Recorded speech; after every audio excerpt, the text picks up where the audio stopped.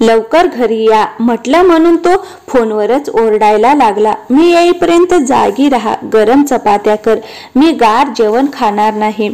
सुधीर म्हणाला, पण तुम्हाला वेळेचं भान पण ठेवायला हवं. यावेळी तुम्ही घराच्या बाहेर कोणतं महत्वाचं काम तर करत नाही, मित्रांबरोबर मजा करत आहात. मी अजून थोडा वेळच तुमची वाट पाहणार, नाहीतर झोपून जाईन, माधवी स्पष्ट म्हणाली. रात्री बरोबर 12:30 वाजता सुधीर घरी आला.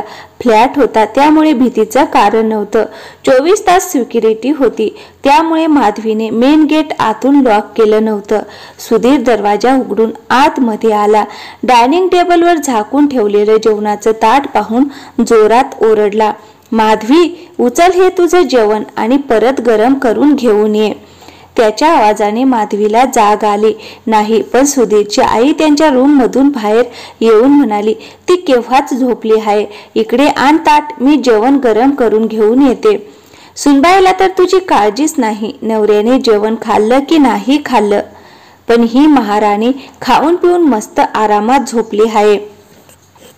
आता मलाच या वयात माझ्या मुलाची काळजी घ्यावी लागणार. सुधीरची आई लताताई आपल्या मुलाला समजवण्याऐवजी त्याला अजूनच भडकवत होत्या. सुधीर रागाने लाल झाला आणि माधवी जवळ गेला. झोपलेल्या माधवीचा हात ओढून तिला उठवलं आणि एक जोरात तिच्या गालावर वाजवली. मी तुला म्हणालो होतो ना माझी वाट पाहायला, मग तू कशी काय झोपलीस? नवऱ्यासाठी गरम जेवण सुद्धा बनवू शकत नाहीस. हेच संस्कार दिले आहेत का तुझ्या आई वडिलांनी? जा आताच्या आता गरम जेवण वाढ. सुधीर म्हणाला, रात्री 11:30 वाजेपर्यंत मी तुमची वाट पाहत होते, मग गरम चपात्या करून ठेवल्या होत्या. मी खूपच कंटाळले होते. आज कामवाली बाई पण आली नव्हती. मुलांच्या परीक्षा चालू आहेत, त्यांचा अभ्यास पण घ्यावा लागतो. जर तुम्ही यावेळी बाहेरून कष्ट करून आला असता तर मीही तुमची वाट बघत थांबले असते, पण तुम्ही तर मित्रांबरोबर ड्रिंक करून स्टार्सच्या नावाखाली भरपूर काही खाल्लं असेल. मग सगळं जेवण करूनच यायचं होतं ना. उगाचच रात्रीच्या 12 वाजता तमाशा करण्यात काय अर्थ आहे? रोज रोज तुमची वाट पाहून मी थकून जाते. माझ्या तब्येतीवर पण त्याचा फरक पडू लागला आहे, माधवी म्हणाली. मग परत सुधीरने माधवीच्या गालावर जोरात वाजवली आणि म्हणाला, तुला समजत नाही का मी काय म्हणत आहे? परत एकदा जेवण गरम करून वाढ आणि चपात्या गरम कर, नाही तर तुझ्या भावाला फोन लावीन. सुधीर म्हणाला. माधवीच्या डोळ्यातून पाणी वाहू लागलं. तेव्हा लताताई म्हणाल्या, सुनबाई, तुझं रडगाणं झालं असेल तर पटापट माझ्या मुलाला जेवायला वाढ. बिचारा दिवसभर बाहेर काम करून थकून घरी येतो. तुझं आणि तुझ्या मुलांचं पोट भरतो आणि त्या बदल्यात तुझी किटकिट ऐकून वैतागून त्याने तुझ्यावर हात उचलला. त्यात एवढं रडण्यासारखं काय झालं आहे? एवढ्यात माधवीची छोटी नणंद साक्षी रूम मधून बाहेर आली आणि म्हणाली, काय वहिनी, काय हा तुमचा रोजचा तमाशा आहे? आरामात झोपायलाही मिळत नाही या घरामध्ये. आता पटकन किचन मध्ये जाऊन 2 मिनिटात जेवण वाढ, नाहीतर परत एकदा दादा तुमची चांगलीच धुलाई करेल. माधवी डोळ्यातलं पाणी पुसत डायनिंग टेबलवर ठेवलेलं ताट घेऊन किचन मध्ये गेली. चपातीसाठी परत कणिक मळली. गॅसवर भाजी गरम करायला ठेवली. बेटा, लवकर घरी येत जा ना. घरी येताच सुनेला 2 वेळा कानाखाली वाजवली. एकाच दिवसात सगळी कसर पूर्ण करणार आहेस का?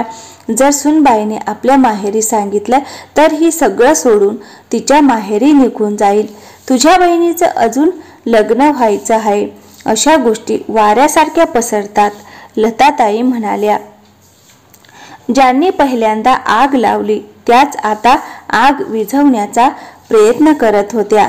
तेव्हा सुधीर म्हणाला, कुठे जाणार नाही ही? बाप तर राहिला नाही. माहेरी सावत्र आई आणि सावत्र भाऊ, त्याने पण आपल्या आवडीच्या मुलीबरोबर लग्न केलं. ही तर सगळं आयुष्य इथेच घालवावं लागणार आहे. लग्न झालं तेव्हा तूच म्हणाली होती की बायकोवर दबाव ठेव, नाहीतर ती डोक्यावर बसेल. या अगोदर पण तिच्यावर कितीतरी वेळा हात उचलला आहे. तेव्हा लताताई म्हणाल्या, तू जर तिला असाच मारत राहिलास आणि तिला जर मार लागला तर घरातलं काम कोण करणार? मला तर आता घरातली कामं होत नाही.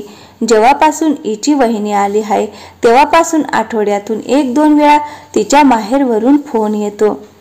बोलता बोलता सुनबाईने एकाच 2 करून सांगितलं तर एवढ्यात माधवी गरम जेवण घेऊन आली. सुधीरने एक घास खाल्ला आणि ताट उचलून जमिनीवर फेकून दिलं. किती तेलकट भाजी बनवली आहे, मीठ पण खूप जास्त घातलं आहे. 9 वर्ष लग्नाला पण अजूनही तुला जेवण बनवता येत नाही. एवढं म्हणून सुधीर रूममध्ये निघून गेला. जर पोटामध्ये जागाच नसेल तर भरलेले ताट पण कसं आकर्षित होईल. नेहमीप्रमाणे माधवी साफसफाई करू लागली. सासूबाई आणि ननंदबाई त्यांच्या रूममध्ये निघून गेल्या. सुधीर नेहमीच माधवी बरोबर असा व्यवहार करत होता. माधवी आता सुधीरच्या लग्नाला 9 वर्षे झाले होते. त्यांना एक 8 वर्षाचा मुलगा आणि 5 वर्षाच्या मुलीचे आईबाबा होण्याचे सौभाग्य प्राप्त झालं होतं. सुधीरच्या वडिलांचा स्वर्गवास झाला होता. त्यांच्यावर त्यांची आई आणि 2 छोट्या बहिणींची जबाबदारी होती. एका बहिणीचे लग्न त्याने 3 वर्षापूर्वीच केलं होतं. आता छोटी बहीण साक्षी लग्नाची झाली होती. माधवी जेव्हा 4 वर्षाची होती तेव्हा तिच्या आईचा एक गंभीर आजारामुळे मृत्यू झाला होता. तिच्या वडिलांनी दुसरं लग्न केलं होतं. सावत्र आई माधवी बरोबर सामान्य व्यवहार करत होती. मुलगा झाल्यानंतर ती मुलावर लक्ष देऊ लागली. ग्रॅज्युएशन कंप्लीट झाल्यानंतर माधवीसाठी सुधीरचं स्थळ आलं होतं. सुधीरबद्दल जास्त चौकशी केली नव्हती. फक्त त्यांच्याजवळ स्वतःचं घर आणि चांगली नोकरी होती. माधवीच्या वडिलांसाठी एवढंच भरपूर होतं. सुधीर आणि माधवीच्या लग्नानंतर लताताईंनी विचार केला, सुनबाई आल्यानंतर त्यांचं महत्त्व घर आणि मुलाच्या जीवनात कमी होईल. म्हणून त्या आपल्या मुलाला नेहमी बायकोवर दबाव ठेवण्यासाठी सांगत होत्या. त्या म्हणत होत्या, बायकोला जास्त महत्त्व देऊ नकोस, नाहीतर ती डोक्यावर बसेल. लताताई मुलाला आणि सुनेला एकत्र वेळ घालवू देत नव्हत्या. सुनेला घरातल्या कामात बिझी ठेवत होत्या, म्हणजे पती पत्नी एकत्र येणार नाहीत. सुधीर लग्नानंतरही आपल्या मित्रांबरोबरच जास्त वेळ खाण्यापिण्यात घालवत होता. रोज रात्री उशिरा घरी येत असे. लताताई मुलाला समजावण्याऐवजी मुलालाच सुनेविरुद्ध भडकवत होत्या. माधवी घरातली नोकरानी बनून राहिली होती. खरंच म्हणतात लोक, मर्द जर कच्च्या कानाचा असेल तर कधीच त्याचा संसार व्यवस्थित होत नाही. जर सासू आपल्या मुलाला सुनेबरोबर पाहू शकत नाही तर गावोगावी जाऊन त्यांच्यासाठी मुली का शोधत असते, त्यांचं लग्न का करते. मुलं झाल्यानंतर माधवीचा वेळ जास्तीत जास्त मुलाचं संगोपन आणि घर कामात जात होता आणि रोजच नवऱ्याकडून कोणत्या ना कोणत्या कारणावरून मार खात होती. तिला माहीत होतं माहेरी वडील नाहीत. सावत्र आई त्यांनी लग्नावेळी सांगितलं होतं की आनंदाने 2-4 दिवस माहेरी आलीस तर माहेरचे दरवाजे तुझ्यासाठी उघडे असतील, नाहीतर माहेरी तुझ्यासाठी जागा नाही. माधवी नवऱ्यावर आर्थिक आणि मानसिक दृष्ट्या निर्भर होती. त्यामुळे मुलांसाठी ती सगळं सहन करत होती. तिचा आत्मविश्वास पूर्णपणे तुटला होता. तिच्यामध्ये हिंमतच नव्हती की चुकीच्या विरुद्ध आवाज उठवावा. काही दिवसानंतर माधवीला तिच्या वहिनीचा मोहिनीचा फोन आला. नमस्कार ताई, तुमचा आवाज ऐकून असं वाटत आहे तुम्ही खूप त्रासात आणि दुःखी आहात. ताई, तुम्ही मला तुमची छोटी बहीण समजा. तुम्हाला काही त्रास असेल तर मला सांगू शकता. कदाचित मी तुमच्यासाठी काही करू शकते. माझ्या लग्नावेळी भाऊजी आणि तुमच्या सासूबाईंना तुमच्यावर अपशब्दांचा उपयोग करून ओरडताना ऐकलं होतं, म्हणून मी स्वतः समोरून फोन करून तुमची चौकशी करत असते. मला वाटते तुमच्या सासरची मंडळी तुम्हाला खूप त्रास देतात. तुम्ही निसंकोच होऊन मला सांगू शकता. जर तुमच्याबरोबर काही चुकीचं होत असेल आणि ते तुम्ही सांभाळू शकत नसाल तर मला सांगू शकता. असा विचार करू नका की तुमचे बाबा राहिले नाहीत, दादा वहिनी जबाबदारी उचलणार नाहीत. वहिनीचं एवढं बोलणं ऐकताच माधवीचं मन रडू लागलं. तिने 9 वर्षापासून नवऱ्याचा आणि सासूबाईचा त्रास मोहिनीला सांगितला. काही दिवसानंतर माधवीच्या मोठ्या नणंदेचे डोहाळे जेवण होतं. तिला गिफ्ट देण्यासाठी लताताईंनी माधवीला तिच्या आईची शेवटची निशाणी कानातले झुमके मागितले. सुनबाई, तुझ्या जवळचे मीनाकारी झुमके आहेत ते तुझ्या नणंदेच्या डोहाळे जेवणाला भेट म्हणून दे. आता सोनं तर खूप महाग आहे, 50-60 हजार रुपये खर्च होतील. तेव्हा माधवी म्हणाली, पण आई, ही माझ्या स्वर्गवासी आईची शेवटची निशाणी आहे. तुम्हाला हवा असेल तर तुमच्या मुलाला सांगून नवीन झुमके बनवू शकता, नाहीतर आपल्या ऐपतीप्रमाणे काहीतरी गिफ्ट देऊ शकता. आणि तसंही तुमच्या जवळही कानातले झुमके, अंगठी, सोन्याची चैन, सोन्याचं कडं आहे, त्यातलं काहीतरी द्या. मला लग्नात घातलेले सगळे दागिने अगोदरच तुम्ही ताईच्या लग्नात दिले आहेत. मी माझ्या आईची शेवटची निशाणी कधीच देणार नाही. माधवी हिम्मत करून म्हणाली. सासूबाईंनी नाराज होऊन सगळी हकीकत चुकीच्या पद्धतीने सुधीरला सांगितली. सुधीर आपल्या आईचा अपमान समजून माधवीला खरं खोटं ऐकवू लागला. तिच्यावर हात सुद्धा उचलला. त्याने रागाने माधवीच्या भावाला फोन लावला आणि म्हणाला, तुझ्या बहिणीला समजव, एका दागिन्यासाठी घरामध्ये कलेश करत आहे.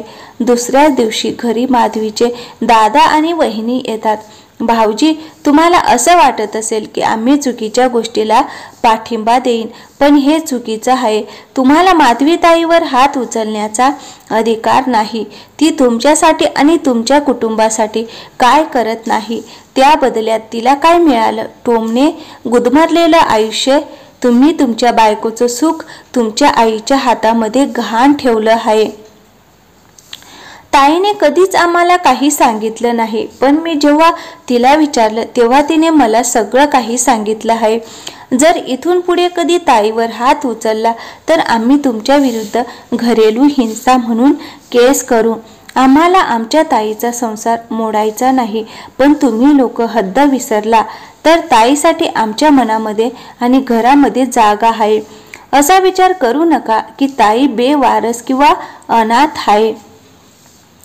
तिचा दादा आणि वहिनी तिच्या बरोबर आहेत. तुम्हाला ताईला बायकोचा अधिकार आणि जागा दोन्ही द्यायला लागतील. प्रत्येक नात्याचं स्वतःचं स्थान असतं, हे तुम्हाला समजावं लागेल. मोहिनी सुधीर समोर हात जोडून म्हणाली. माधवीचे दादा आणि वहिनी सुधीरला समजावून निघून गेले. या घटनेनंतर सुधीर आणि त्याची आई लताताईंना जाणीव झाले की माधवी बेवारस नाही. तिच्याबरोबर जसं हवं तसं व्यवहार नाही करू शकत.